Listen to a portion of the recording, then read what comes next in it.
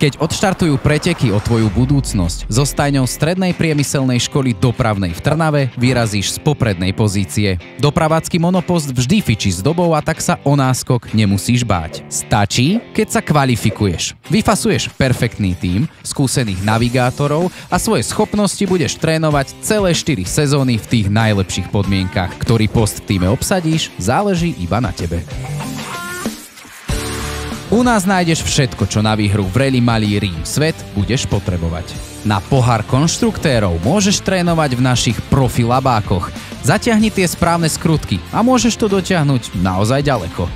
Kľúčom k úspechu je poctivá prax a tá tvojim predchodcom už zo pár pohárov priniesla.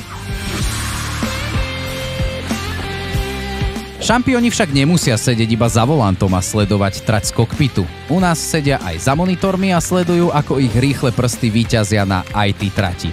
A čo tak zapliesť trošku šifier medzi koľajnice a nenechať sa vykoľajiť, keď sa ozve haló? Prepínam. S nami sa vo svete nestratíš, ani keď sa vydáš na dráhu sieťových technológií.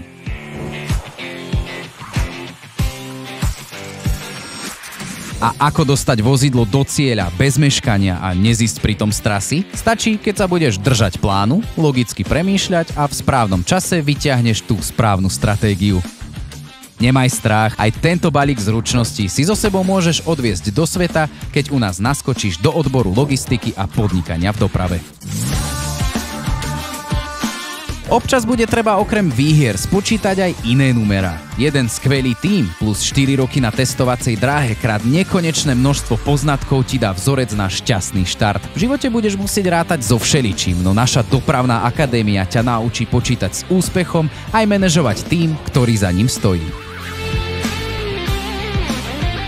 V útrobách našej školy je vždy rušno ako na pretekárskej dráhe, veď celé 4 roky hráme o veľkú cenu. Občas sa síce budú ručičky na tachometri zdvíhať pomalšie, no občas to dáš z 0 na 100 za pár sekúnd a budeš prvý v pitstope. S tímovými kolegami zahreješ gumy v našej telocvični alebo dáš motor na voľnobeh v našich chillout zónach.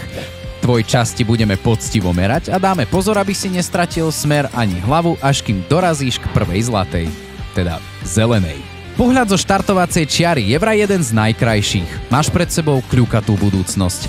No pri pohľade do spätného zrkadla zostane jazda pod vlajkou Trnavskej dopravnej navždy najlepšou v živote.